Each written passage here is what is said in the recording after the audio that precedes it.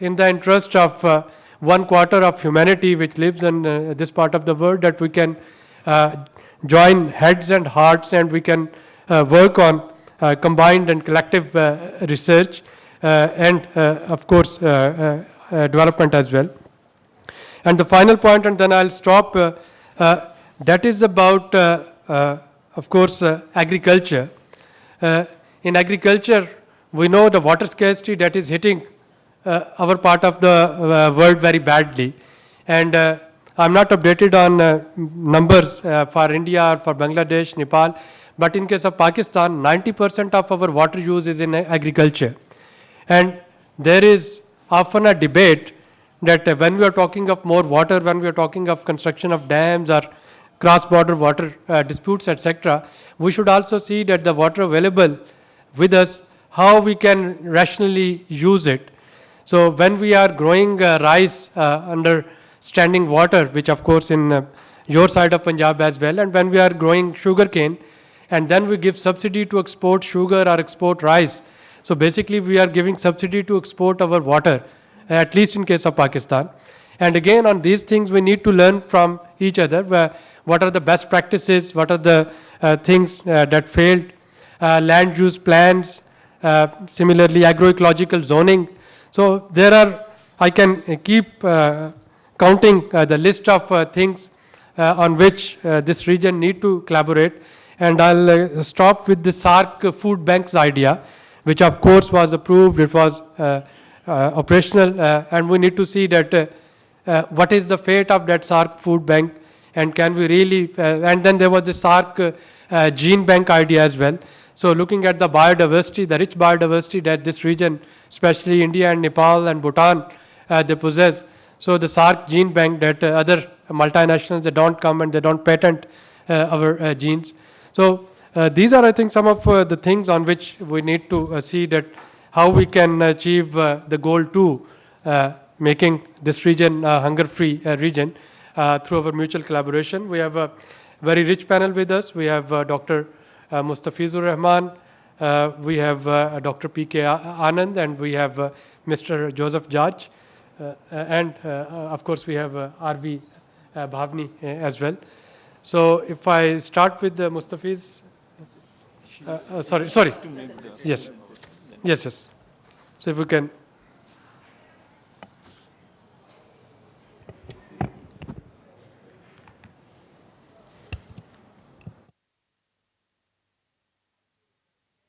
Afternoon, everyone. The chair has thrown open a wide canvas, which would actually require, there's so much to be covered when you talk of agriculture, food, and nutrition security. You'll all agree that we would, require so much more time for meaningful deliberation.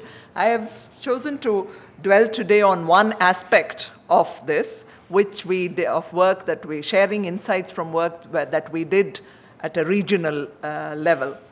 First of all, before I start, I wish to thank Professor Sachin Chaturvedi of RIS for immediately agreeing when I requested him, whether we could have there could be a regional forum where I could share this, and he immediately said, we are having this meeting in early October, and then UNESCAP agreed, and so thanks to RIS and UNESCAP for bringing in LANSA as a partner to share our work on agriculture, leveraging agriculture for nutrition. Now, the whole context, the chair set it to some extent in the sense of where are we in terms of food security. What is it that we mean by food security? A definition that's up there, which a lot of you would be aware of. And how is it important for us here in South Asia, a region where a large population is dependent on agriculture and which also houses a large undernourished population, a fact that Ambassador Mohan Kumar referred to early in the inaugural session today. And in terms of the largest, compared to sub-Saharan Africa, South Asia is kind of worse off. And in terms of those are figures from the Global Nutrition Report of 2017, in terms of every 5 of the world's stunted children and more than half of all wasted children are found in South Asia. So this is work that we did under a research consortium program on leveraging agriculture for nutrition in South Asia, which had Afghanistan, Bangladesh, India, and Pakistan as the focus countries. And I'm very delighted that there are representatives from all these countries present here today. And also we also did some work in Nepal. And in fact, given the regional tensions, inter-country tensions, problems of visa between India and Pakistan, we also ended up having our consortium meetings in Nepal and Sri Lanka. So the core issue that we addressed during the course of our work has been in terms of how can, given this context, how can South Asian agriculture and food policies be made to have a nutrition-sensitive focus, to bring in, like when you talk of agriculture, it's largely production, productivity, but given this problem of malnutrition, how do we bring in, make agriculture have a nutrition-sensitive focus? Looking at agriculture policies, nutrition-sensitive interventions that will work, and also the value chain, because there is also a huge population, including farmers who are producers, who depend on the market for some or other of the products that have to be accessed. So essentially, largely when we talk of agriculture and food security, it's on increasing, like I said, on increasing production of food, but the markets have a very large and important role to play. And given this region, there is also a large sector of the market, a segment of the market is in the informal sector. So those are the challenges, and large population, the poor, vulnerable, nutritionally vulnerable populations also depend on the market for sourcing their food.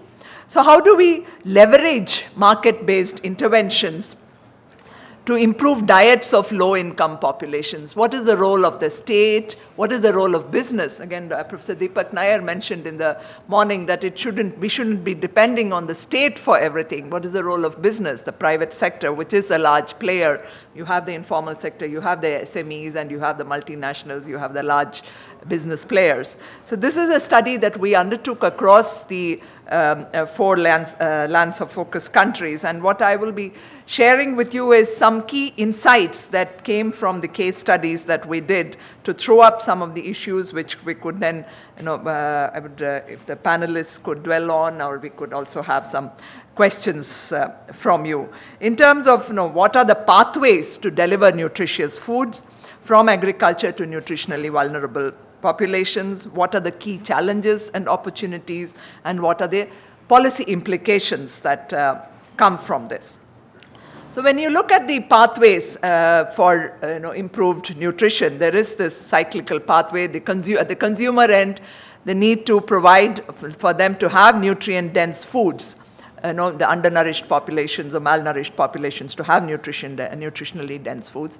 The enabling environment which will facilitate this. What is in it for the industry, for firms to have a nutrition focus? What is the incentive for them there? Does it work? What is the overall larger industrial environment, the infrastructure support? That was something which was discussed in the previous session in terms of transport infrastructure, accessibility issues like that. So we looked at the dairy value chain across Afghanistan, Bangladesh, Pakistan. We looked at an initiative of wheat flour fortification in Pakistan and what are the issues thrown up there. From the business angle, we looked at the Grameen Danone social enterprise initiative in Bangladesh, and in India we studied the Britannia Industries Limited, which had the nutritionally dense iron-fortified tiger biscuit out in the market, and looked at Amul Spray, which is again a nutritionally dense infant milk food. And from the state side, as a part of food distribution program, the supplementary nutrition program under the Integrated Child Development Services in India, how is that functioning? What are the different opportunities available there for different actors to play a role? So I'll just run you quickly through each of these to give you a flavor of what we found. So in terms of, from the business angle, so this was, Grameen Danone was set up as a social enterprise to address the problem of malnutrition, undernutrition, as well as engage rural women and address the problem, creating employment and addressing the issue of poverty amongst them. And in terms, it was fortified yogurt which was identified, where the milk being procured from low-income households, and then the distribution also being done through women who were the Shakti ladies. But they also developed a model of cross-subsidization, where in urban areas, in upmarkets, they were charging more for the yogurt to balance the low price at which it was being sold to the low-income consumers. And in terms of, they were, to some extent, they were able to achieve, a fair amount of, success, but the plant that they set up was operating in 2014 only at 60% capacity. This cross-subsidization strategy was something which worked. There was challenges in the input supply. How do you, balance the pricing of your product vis-a-vis the cost of the milk? In terms of ensuring consistent availability of the milk through the milk collection centers was a challenge. And then the market expansion, how do you increase outreach? And in terms of, again, nutritional impact, the initial study before introducing the product was that at least 3 cups a week needs to be consumed by children for the anemia situation to be improved. But they were not really able to establish the study that we did showed that it did not really lead to that kind of impact. But the potential was there, which was, which is what was important. So the major issues which come up from this was in terms of finding the right marketing and distribution channels for commercial viability for private enterprise to take it up. So I would like to mention here about, like, for instance, in India, we studied the iron-fortified tiger biscuits model. That was, again, under supervised consumption. It was shown that it leads to reduced levels of anemia. But once the company strategy changed, the iron-fortified tiger biscuit was withdrawn from the market, or in the sense leading to the question as in, what should be the state's role be here? Should iron fortification of biscuits be made mandatory? Will that be something that is needed for the industry to have a nutrition focus? There have also been views that nutrition should be seen as a corporate responsibility by companies and not just corporate social responsibility or charity, because again, the bottom of the pyramid represents the largest market segment for the business as you grow. So we need to be partners in addressing the SDGs. There are also issues of consumer preference and acceptability. So when I spoke to some people in Bangladesh, it was also like the product chosen itself was not right. In terms of yogurt is not something very popular in Bangladesh among the local community. In India, an insight into the public food distribution system. We looked at, so we have similar pilots, like for the school nutrition program, have been tried out in Bangladesh. We have a midday meal program in India. So again, there is a lot of scope here for potential cross-learning. Under the ICDS, the target are pregnant women, lactating mothers, and children in the 0 to 6 age group, where there is the supplementary nutrition that is provided.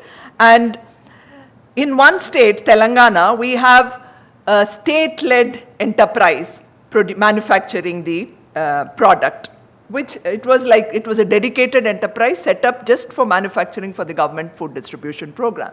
But the challenge there has been that it's now functioning with underutilized capacity, because the state of Andhra Pradesh, which was Andhra Pradesh earlier, has now got bifurcated, and it's now catering only to Telangana. So those are the challenges in terms of it needs to be made to cater to other states as well.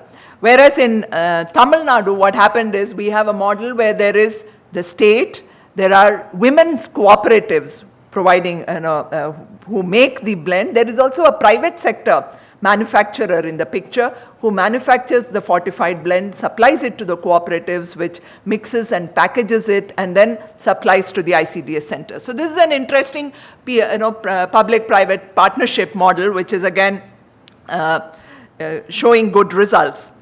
And what we found is, looking at what is brought out here is the importance of state commitment. Both these states are spending more than what is allocated under the scheme per se. And we did a simple exercise to examine the association between the prevalence of undernutrition and the state expenditure, and found that the undernutrition levels are low where the state is making more expenditure on addressing this population, this problem through direct this kind of food intervention program. So looking at that as an important link in terms of providing sustained, safe, nutrient-dense, adequate food to women and children, the target being largely poor and vulnerable households. And in the context of, and again, something which is very important in the issue, context of countries across the region. In Pakistan, the flour fortification, this is an initiative which is being looked at seriously by the government. There is GAIN, Micronutrient Initiative, World Food Program, all being involved. But the challenge here is that wheat is the major, although it is the major food of the population, and iron fortification can be a very viable means of addressing the problem of anemia. A large segment of the wheat processing happens in the informal sector, which is chakki level.